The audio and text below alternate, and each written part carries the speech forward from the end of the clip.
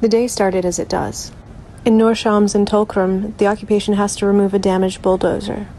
It has been rendered inoperable, though the driver is all right. They were using them to knock over cars and destroy roads. This one in Jenin after the occupation had already killed 7 people. Storming the town of Aurora in Nablus, occupation forces set up snipers on a Palestinian's roof.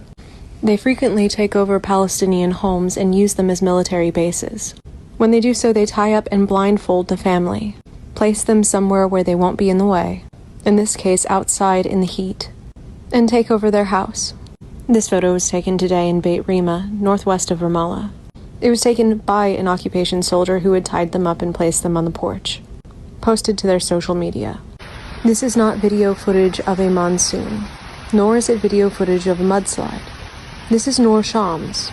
After the occupation used their bulldozers to destroy the water main, the street is flooded with muddy water and impassable. Around the same time in Nur Shams, occupation snipers opened fire on young boys, using them as target practice. And then they invaded. Lines of IOF soldiers marching down the street. They have men bound with zip ties.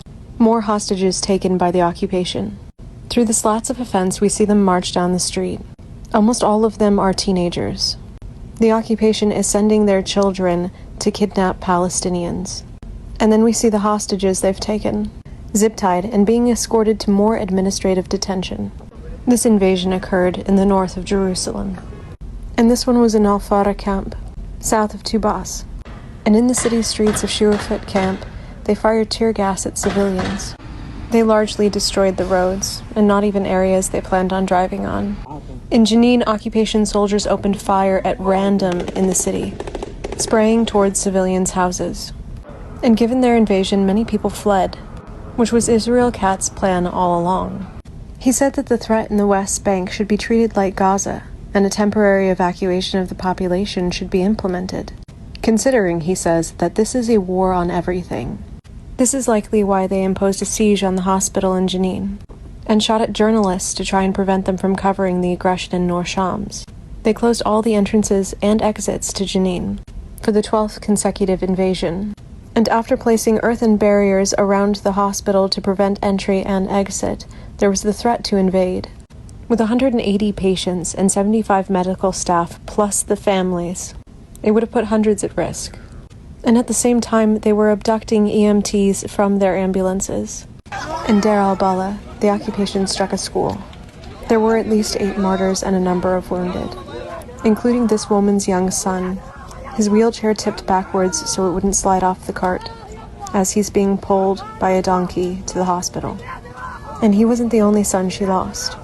Inside the hospital, she holds an even younger boy. She rocks him back and forth, begging him to wake up because she bought him noodles. And she tries everything to revive her boys, listening for a heartbeat, slapping him in the face, shaking him, trying to wake him up, the whole time surrounded by other martyrs, covered in blood on the floor. And these are some of the children that survived. But all they can do is grieve. And their strikes spared no one.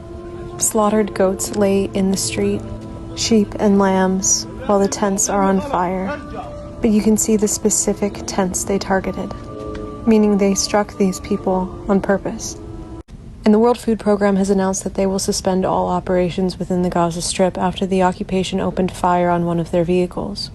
There are at least 10 bullet holes pictured here in the glass. And then clashes erupted in Jenin as the people started to fight back. Remember, their occupation is illegal, and the UN has affirmed their right to armed resistance. But still they invade. Overlooking the city skyline of Jenin, we can hear the clashes in the distance. The occupation always appears to be surprised when they meet resistance. But when they force people like this man to demolish their own homes or face a fine by the occupation, and when he has nothing left to do but to grieve on the pile of rubble, does the occupation really believe that they are bringing peace to the Middle East? Because it appears that the only thing that they are good for is suffering. And considering they lit this house on fire in Jenin, they appear to be making my point for me. So is it any wonder they target the D9s? The explosion occurs nearby the bulldozer. And in Al-Farah camp in Tubas, the occupation bombed a mosque Another place of worship targeted. And just outside of Ramallah, an occupation vehicle drives by while on fire, hit by a Molotov cocktail. There were 16 martyrs in the West Bank, one of which is pictured here. In Nusayrat, when the occupation targeted the al-Sawir family, they ended up martyring 3 children. This 3-year-old pictured here. This 3-year-old pictured here who did not make it. And this 12-year-old girl, with severe injuries to her eye and ear. They bombed a family. Another family filled with children. And it injured this little boy as well, wrapped in an emergency blanket and covered in blood. But out of all of that, this part was the worst. Flares light up the night sky, and one misfires and shoots down at the ground east of Khan Yunis. The flares are often intentionally fired off too closely to the ground in order to set things on the ground on fire. Such was the case here, where the flames continue to burn on the roofs of people's homes and in the streets, having no strategic advantage, specifically to set fire to homes. And sometimes the fires start from strikes like this. This one in Nusayrat. And nothing quite illustrates what a fire in the Gaza Strip is like right now than videos like this. Near the Al Amal Hotel, near Al Shifa, in Al Ramal. The screams of the families inside could be heard.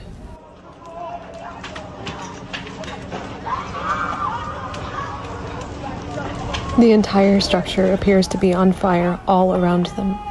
There isn't a fire truck in sight. Passers-by walk by with their phones, hoping to be able to do something, but they know that they can't. On the phone with civil defense, waiting. The screams continue, and there were 8 martyrs. At least 2 of them were children. At the time of recording this, the house is still on fire. And the occupation did the exact same thing to a home in Tulkarm. Scorch marks are visible. Blood and bullet shells filled the street of Tulkarm. And because of all of this, according to CBS, 77% of Americans now support an arms embargo. If you know a member of the 23% who want to send more, send them this video.